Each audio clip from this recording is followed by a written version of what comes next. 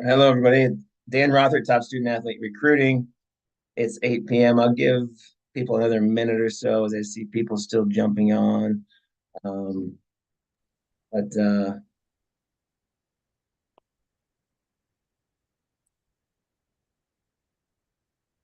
we'll get started momentarily.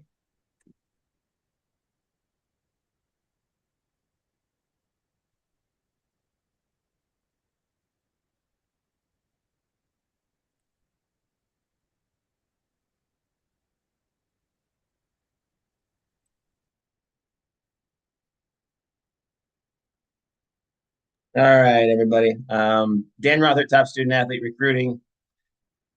Here to share a pretty important topic. College recruiting, all sports is changing tremendously. It has the last few years. You got to be nimble in this process and everything, but there's some big changes coming to soccer. College coaches, they really don't know how it looks quite yet, but there are going to be a lot of challenges and things of that nature. So there's not enough folks out there talking about it. Club coaches, high school coaches, people in the know. So I want to make sure people are in the know. I am recording this. I'll send it out afterwards. You can share it with anybody you want. This is a webinar format. So if questions come up, um, feel free to type them in the question and answer at the bottom or the chat, and we'll get to them at the end. Hopefully, along the process, I'll be able to answer a lot of those questions. But I'm trying to tell this story because not enough people know about it, and a lot of kids I talk to, oh, I want to play Division One. That's great, and I think a lot of kids can and still can. But I want to make sure that they understand the challenges that are ahead of them. So, when there are, hiccups and there are coaches that aren't interested or you're not hearing anything, we'll make sure that we are covering those things. And you know why some things are happening. And I think that's important. So, the chat, I understand the chat is disabled. Just put your stuff in the question and answer. That'll work for me. So thanks for letting me know about that. Um, so we'll get started. I'm going to share my screen, and I am joined today by my friend and colleague, Ian Clarahue. Ian, are you there? I'm here. Dan, how are you? Great, I'm great. It's beautiful, 95 degrees in Dubuque, Iowa right now. So where I'm located. So we're enjoying some air conditioning. So Ian was a longtime college soccer coach. Coached at all divisions, mostly Division One and Division Three, and coached at places like Yale, Villanova, Duke, St. John's, Akron, Northern Illinois, Linfield, and then St. Thomas, Texas, which is Division Three, which was his last stop. He won a national championship at Division Two. He's got a ton of experience and gives us a lot of understanding of how this process works. Myself, I was a college coach for 24 some years, had some great success as a coach, went to a lot of Final Fours and national championships and competed at the highest level. I've been doing this for about 5 years, coming up on that, helping kids and college coaches connect, helping them find right fit opportunities, so that you find a great place to get an education, a great place to play soccer, where you can maximize your potential on and off the field. So there's been a big court settlement. It's called House versus the NCAA. House was a swimmer from Arizona State, and he sued the NCAA over profit sharing, saying the NCAA is getting all this money from TV and ticket sales and this type of thing, and the student athletes aren't getting anything. So what has happened is the NCAA had to settle the court case, and they've decided to profit share with their student athletes. That's a total change it's basically now it's going to be pay to play to some extent, right? Athletes are going to get paid something. We're not quite sure what yet, but they're going to get, on top of scholarships, potentially on top of all the advantages they get to go to college and play sports, they also would get some profit sharing from TV deals and ticket sales and other things like that. Well, the drivers in this arena is football and basketball, right? They bring in the most money, they bring in the TV deals, things like that. But it's changed everything. And so I'm just showing you some scholarship limits in men's sports. We're going to talk about women's too, and it's very similar. So, but this graphic right here, what it used to be in football, it used to be 85. Even this year, there's 85 scholarships in football on a football team.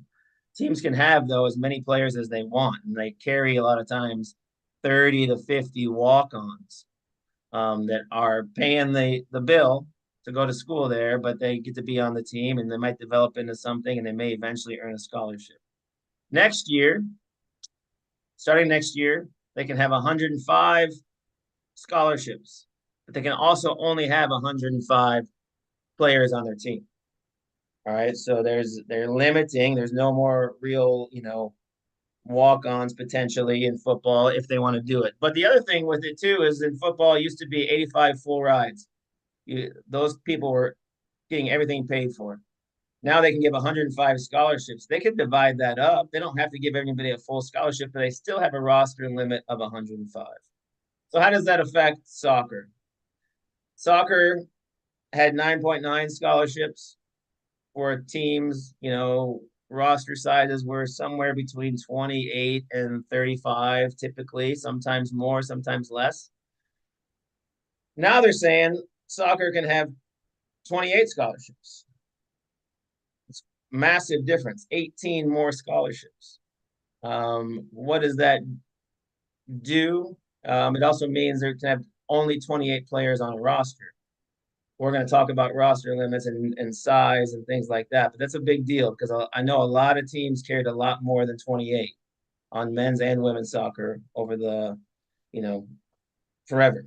And so coaches are having to change how they recruit, things like that.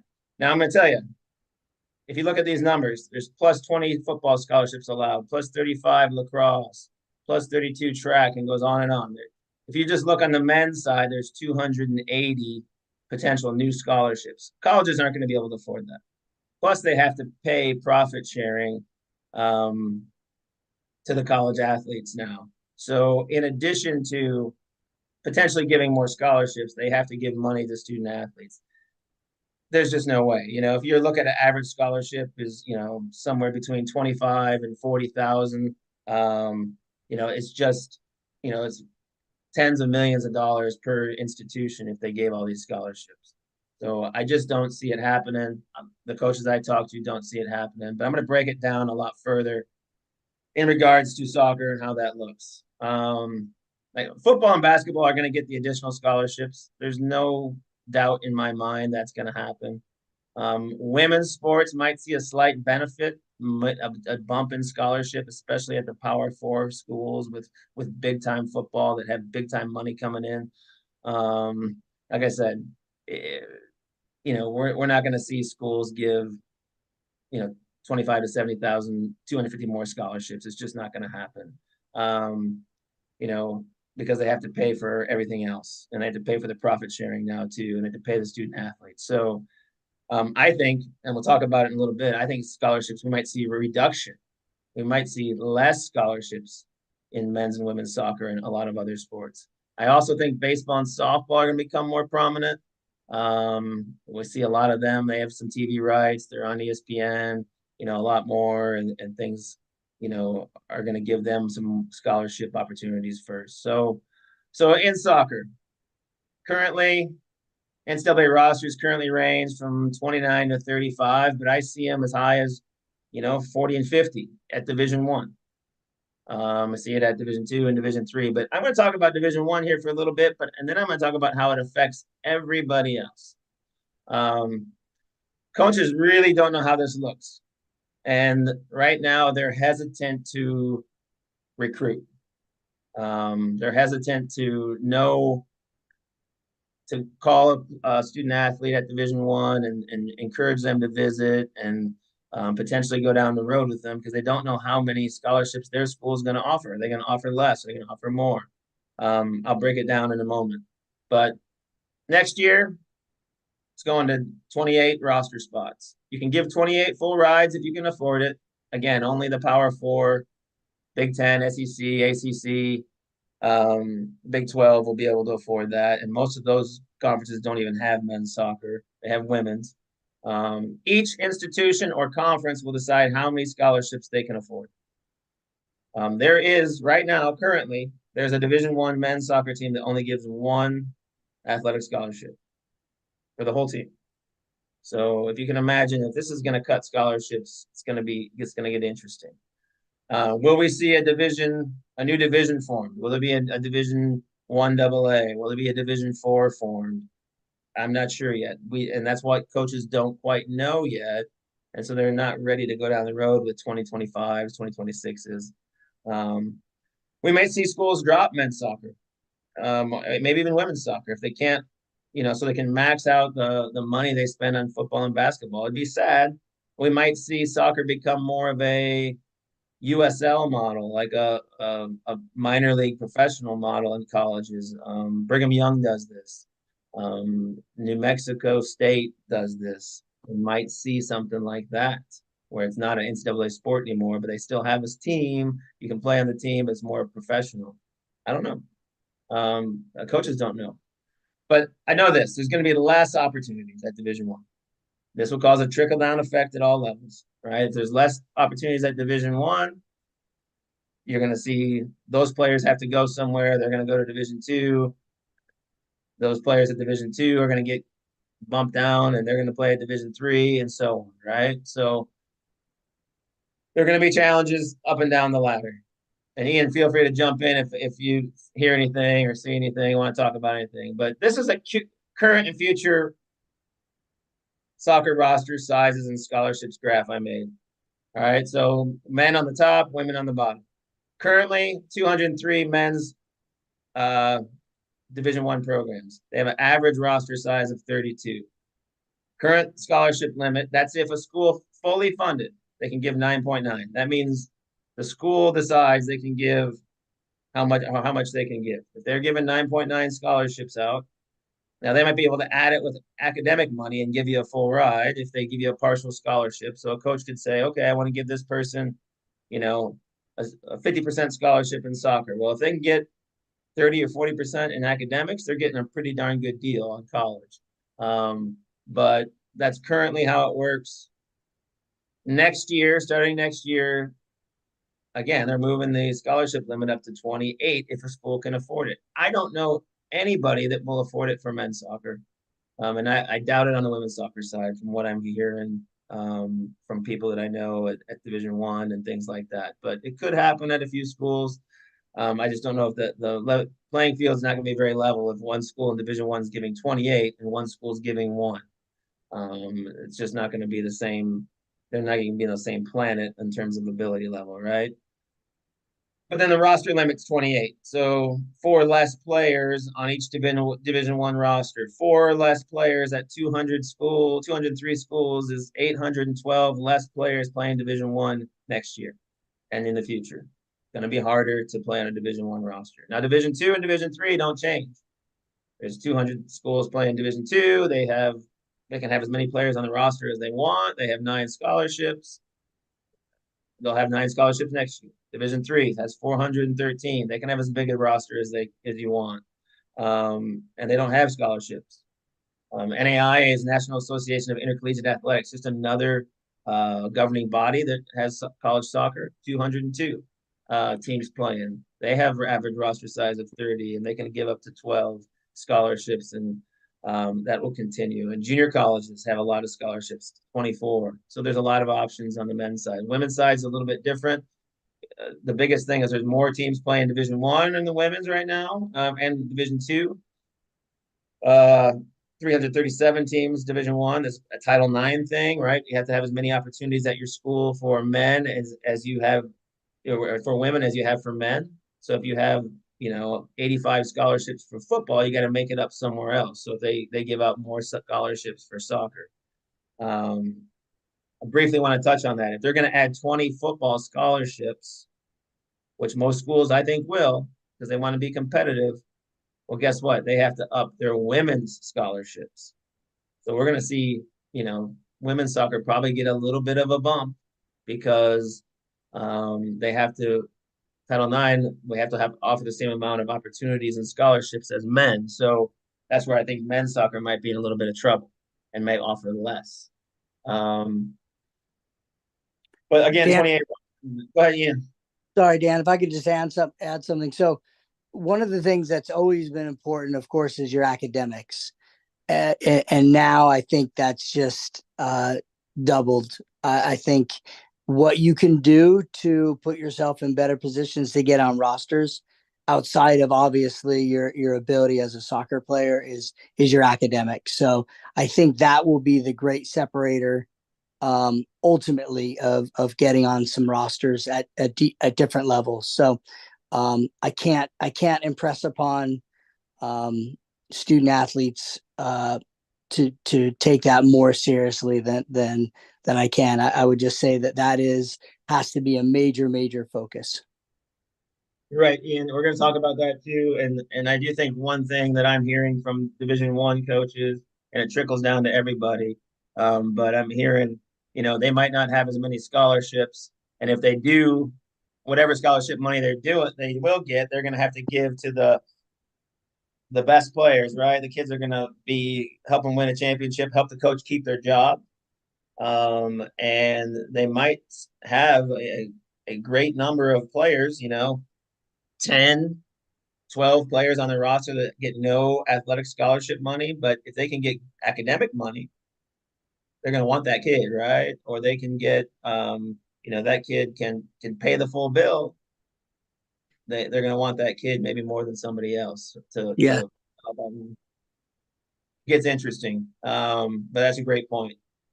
On the women's, it's a little bit different. Like I said, 14 scholarships currently. I think that might bump up. And then Division II, Division III, NAI, it all remains the same. So I watch college soccer on a daily basis. ESPN Plus is a great avenue to do that. I watched these games this week.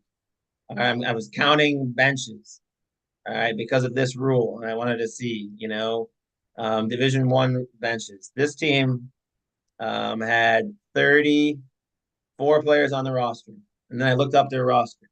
All right, it's Gonzaga on the men's side. Then I watched this game, Northern Colorado. Look at that bench on the women's side.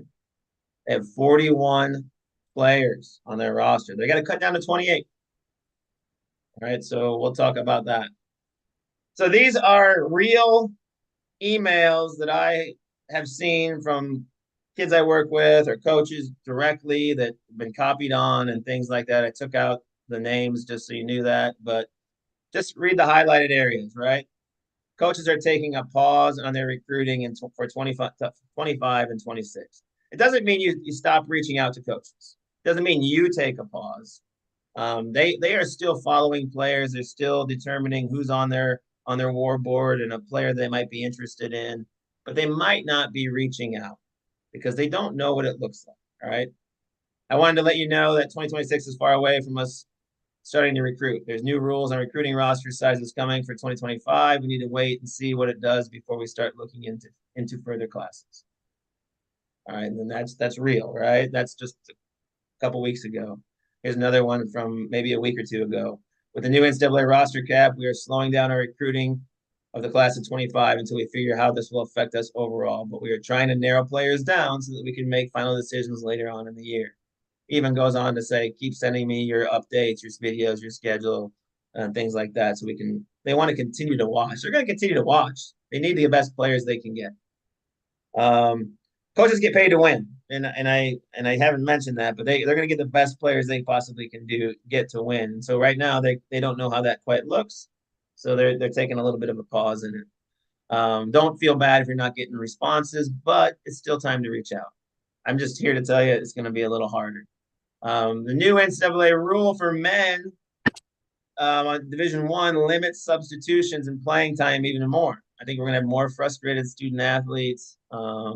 You know, I said right here, even if you are in a Division I team, doesn't mean you will get in a game. Usually 15 to 18 players get in a game, and that might be less going forward. The new rule basically means in the past all divisions were the same, men's and women's, um, and you play once in the first half, and then you could play twice in the second half. You could re-enter. You could come out, take a 5 minute breather in the second half, and go back in. Now you can't do that. Now you only have uh, play once in the first half. You can play once in the second half. All right, so that's changed. So less subbing, and then they can only sub 6 times during the game total. Like they can sub 2 or 3 people at that each time, but it's going to limit them on how many players are getting in the game.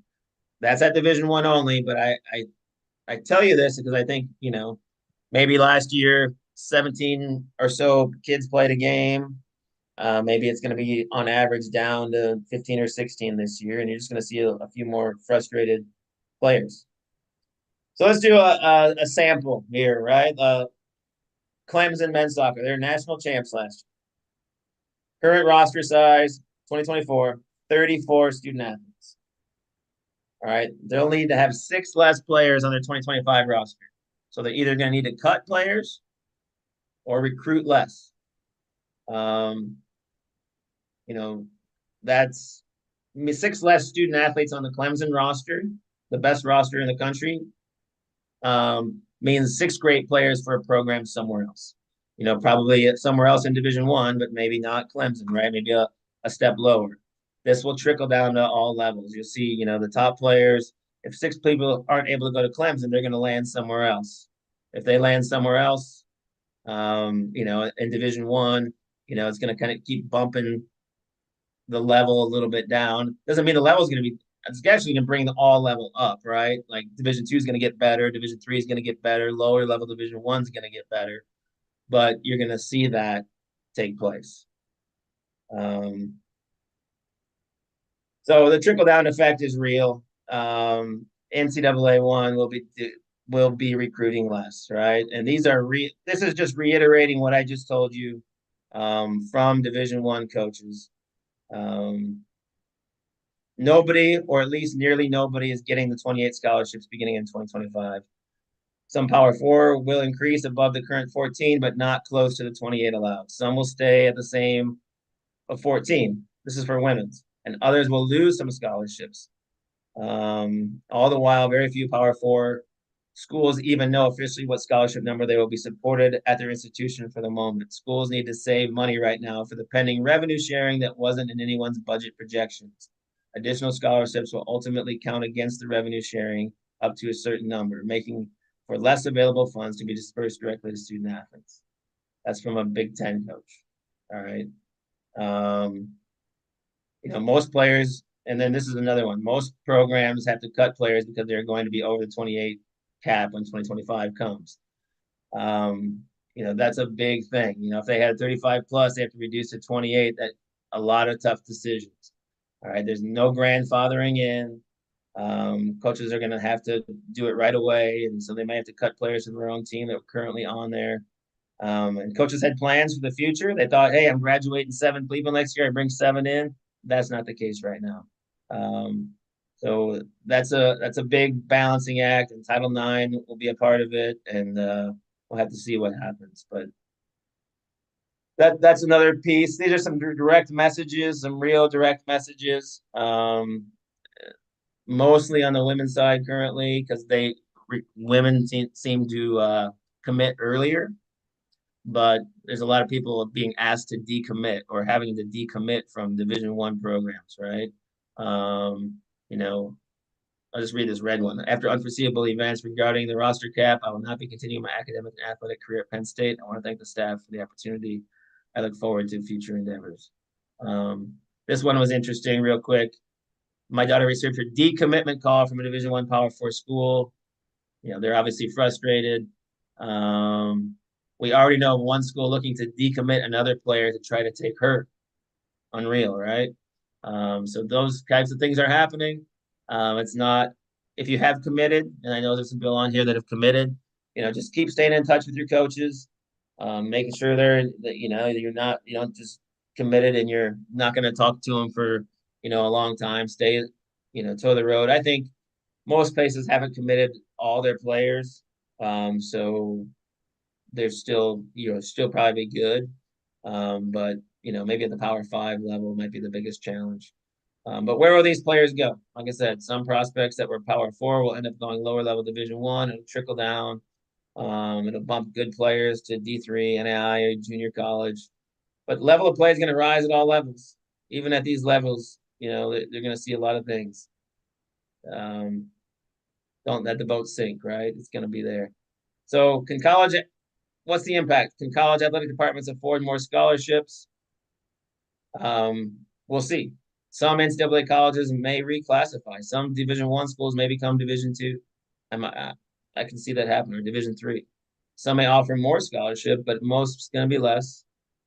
Conferences and colleges might align on a plan. Like they might say, okay, our conference is only going to allow 5 scholarships. Our conferences are only going to allow 15 scholarships. Do you still want to be in our conference? I said some colleges may drop soccer. I'm especially worried about men's soccer. Um, I'm not saying that many, but I think you'll see some. All right. And then can they afford the scholarships to remain competitive?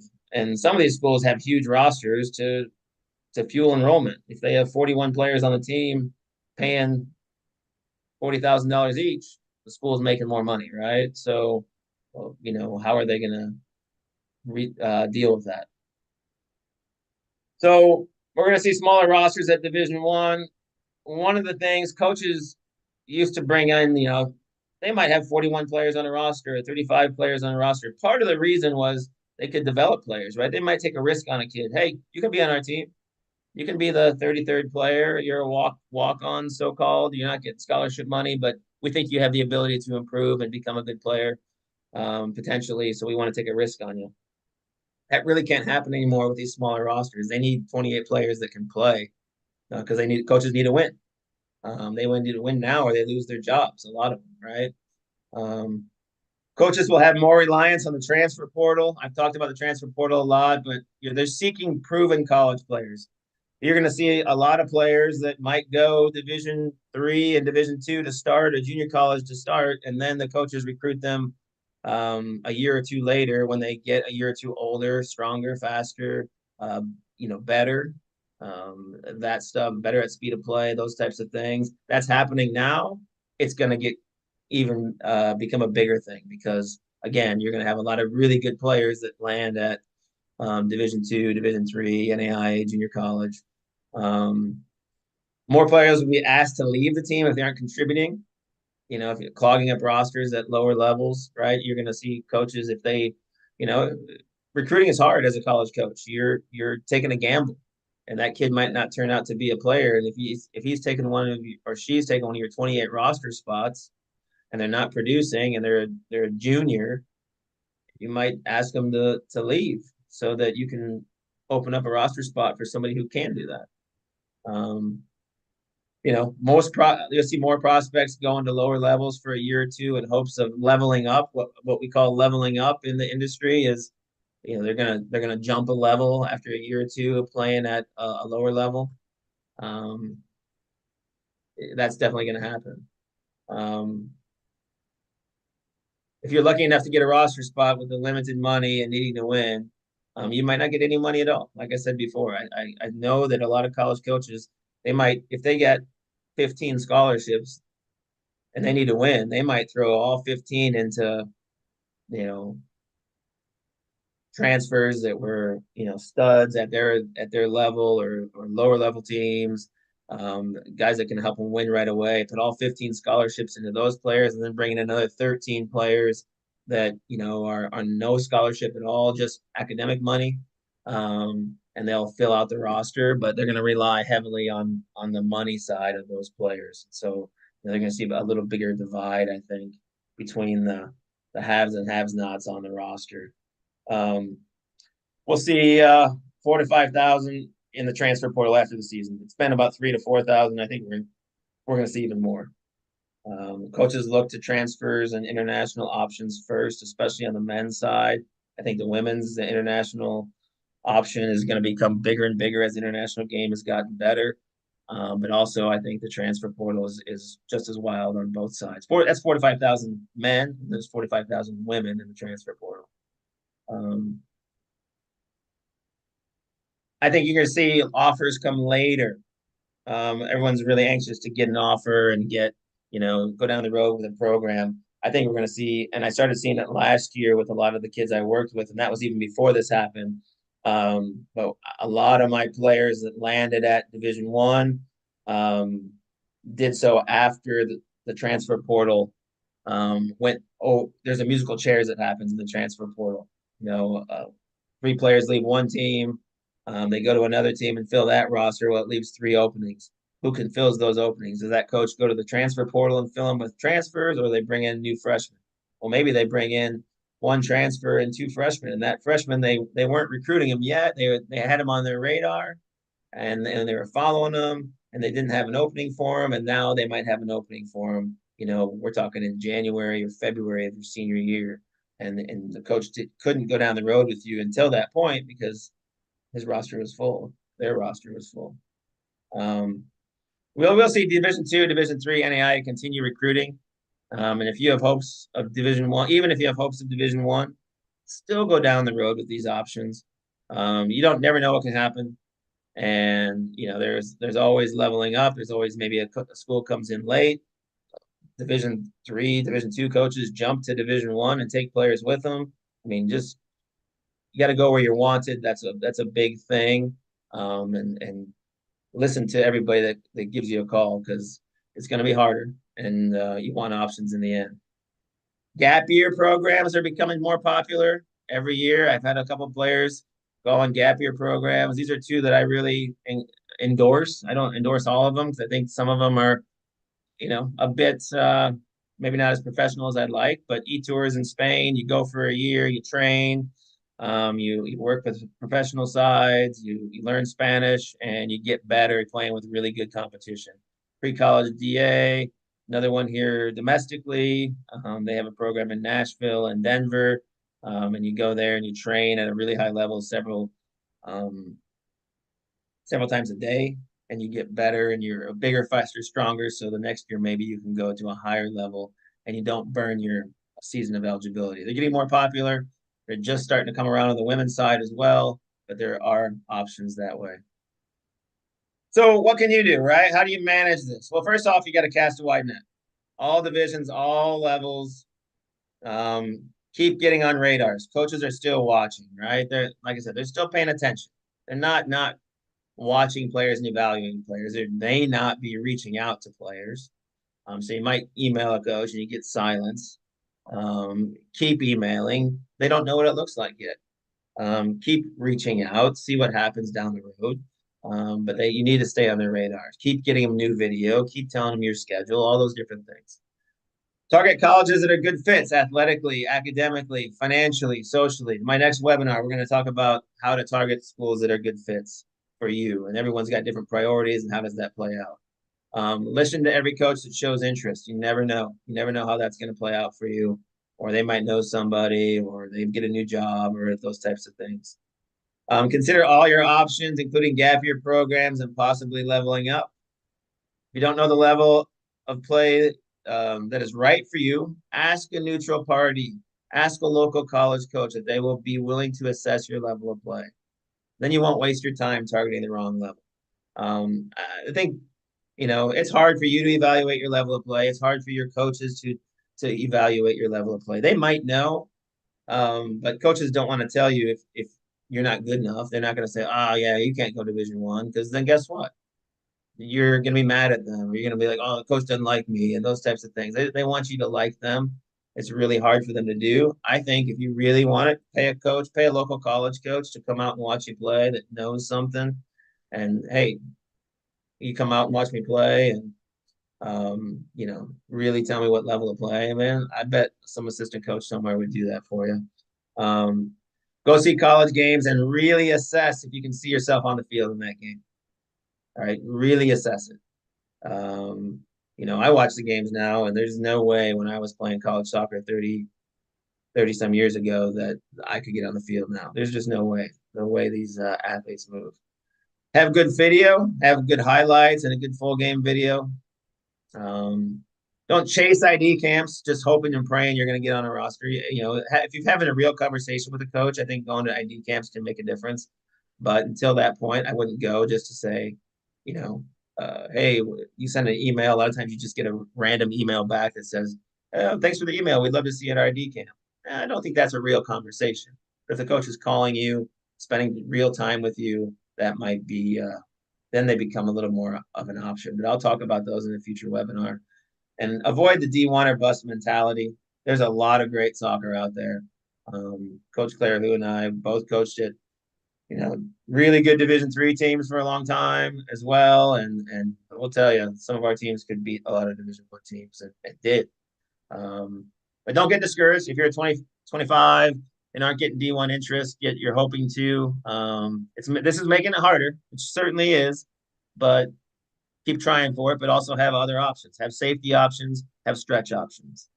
Um, again, coaches don't know how this looks yet, but there's going to be a little bit of pause and silence in recruiting, especially for Division I programs the next few months.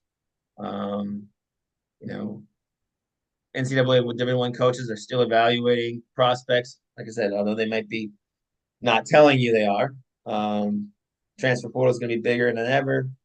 Have an open mind. There's a lot of great soccer out there. Um, And if you have a school that's a great fit for you, don't wait too long. If a coach wants you, they've told you they want you to commit. It's a great fit, but you're really hoping and praying for maybe a Division I offer.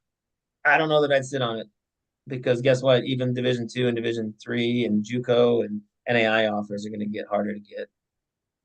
There are a couple positives. I don't want to be the negative guy here all night. The COVID extra year of eligibility is ending. So we've had for the last 4 years, we've had kids get an extra year of eligibility, and they've kind of clogged up rosters.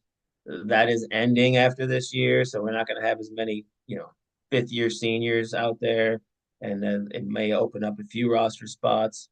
But it's still going to make it still going to be hard. So how does top student athlete recruiting help?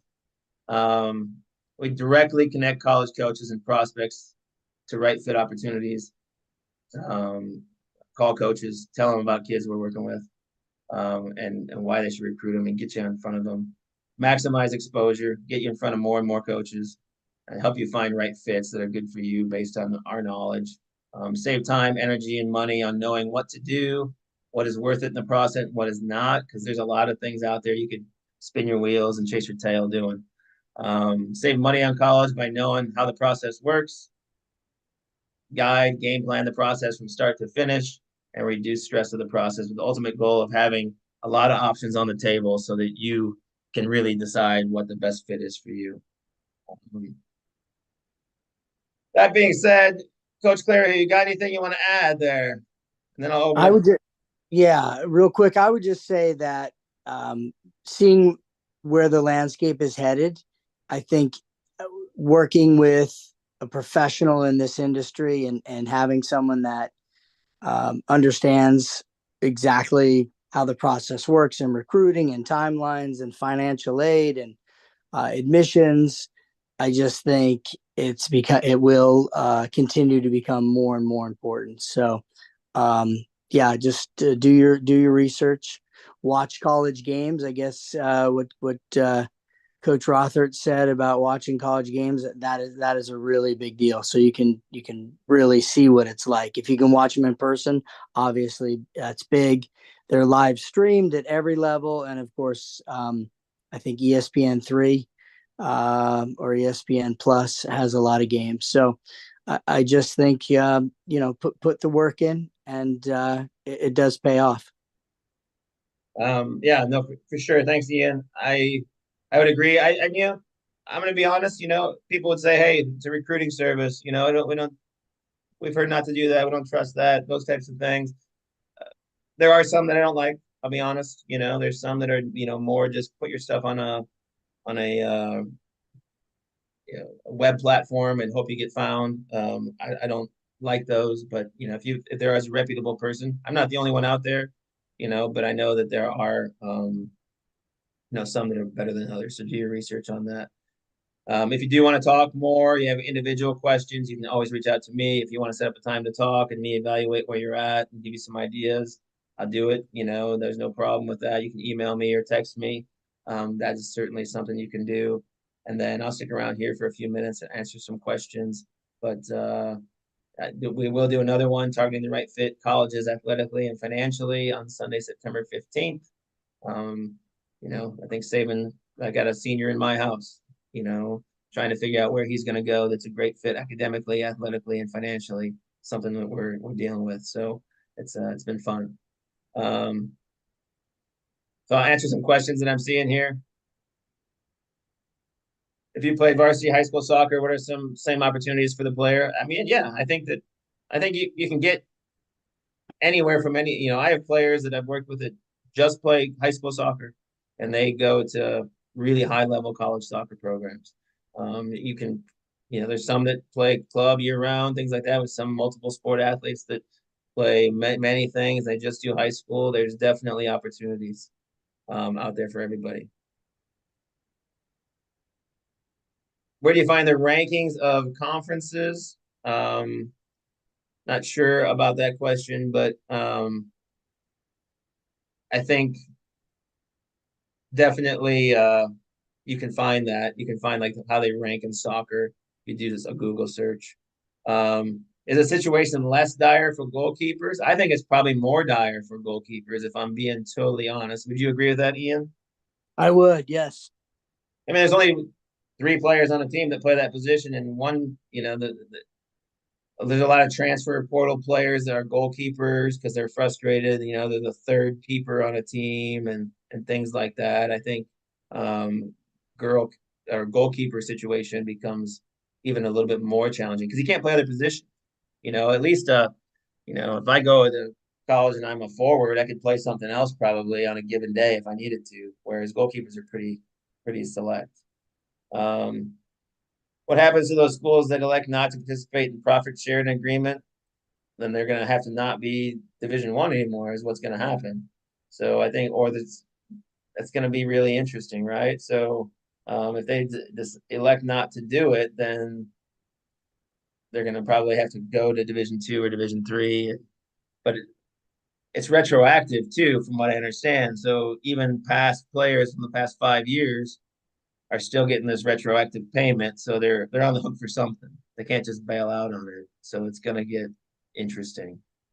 One of the key parts to a highlight video is showing what you do well for you and what in accordance to what that position should be doing well, right? You should be showing everything that your position would do at a high level.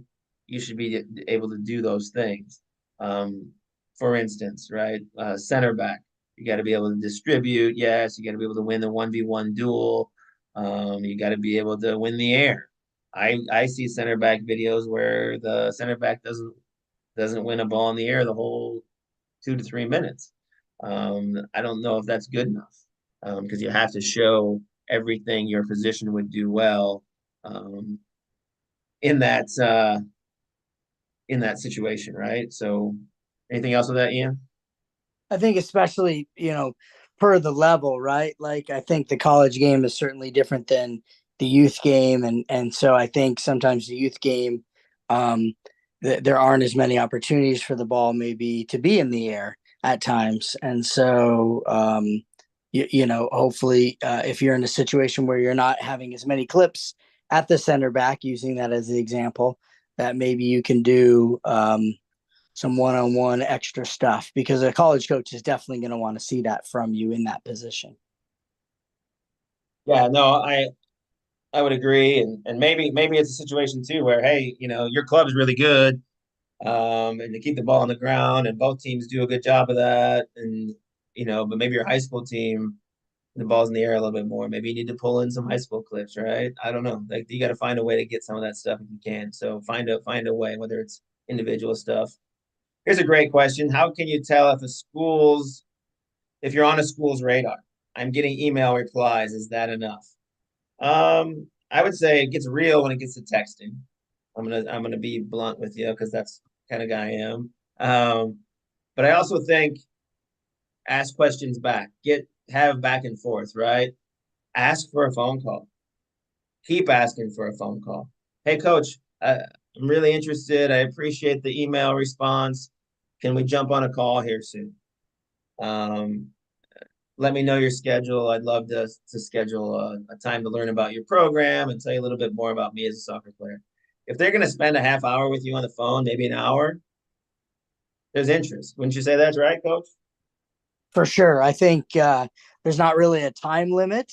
I mean, yes, a 1 minute call might be a little brief to show interest, but I think it's what you're talking about in that call, right? So have a list of items that you're prepared to speak to whatever coach you're going to be talking to. So be informed, um, be prepared. I think those things are really important. Yeah, I always think, you get a camp email. Hey, coach, they want you to come to their ID camp.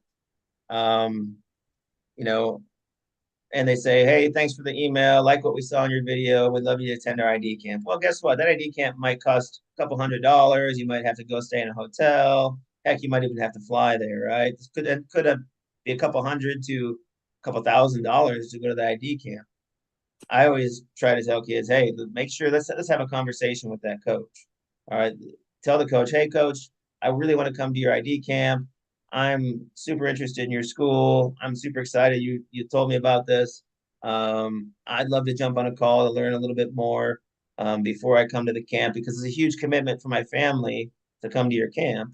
Um, and then if you get a response that says, yeah, let's talk next week on Thursday at 2 o'clock, game on, right? If you get crickets, I don't think I'd go to that camp. That's just me. Um, that's just some of the advice I give and try to help the people I work with get. Does getting a testimonial from your current coach, high school or club, help with the recruiting process? Coach Claire, who you coach some club right now, what do you think about that? I think it can. I think it's helpful if that's a personal relationship. If there's prior knowledge of each other, so I certainly think it can. If the two people don't necessarily know each other that well, I still think it can be helpful, but it's not, of course, as helpful as knowing someone personally. Yeah, I agree. Yeah, the personal connection is big. Like the only thing about that, it can help. It definitely helps about character, I would say, right? Telling about a kid's character that they're, those types of things. But I also think, the college coaches don't know your coaches typically. So if they don't know them, they might not trust them in the understanding level of play. And do you really understand it? Or does your coach really understand what they're talking about in that regards? But it still has value. It still has a little bit of value, especially about character and you as a person and things like that. What things should we talk to coaches about on the phone call? Well, prepare some questions. Coaches don't know you have a notebook in front of you. Have some questions ready, right? Um, so when you go into it, you're not, stumbling over yourself and don't have anything to talk about. And when they say, do you have any questions? Have a question. Have two questions, three questions. Don't just say, nah, I got nothing. Like they coaches want to recruit kids they like. Coaches want to recruit kids they have a relationship with. So develop a relationship by asking some questions. Heck, ask them about, hey, where'd you go to college? Well, tell me about your college experience. Tell me why you've gotten to coaching. Like things like that are different than the other kid than the most kids are like, tell me about your roster spots. Tell me about, what's your depth chart at center back. Ask some questions that have meaning and you're gonna move up the ladder a little bit. And then think about questions they might ask you. They're always gonna ask you what are your strengths, what are your weaknesses. Have answers and think about those before you jump on a call because that's only gonna help you be liked by a coach, right? So, um, well, hopefully that was informative to you all. If there are other questions, you can email me directly, either myself or I'll get Coach Claire Hugh to reach out as well if needed. And then or you can send me a text. Um, we'll do another one September 15th. I'm going to do a bunch more this fall, just open information, try to get more information, help people out, find great fit opportunities to play college soccer. I know it seemed a little negative tonight at some points. All right, but I just want to tell the truth. because a lot of people, don't know what's going on and they need to know that stuff. So thank you and have a great night. Thanks, Ian. Good night, guys. Thank you.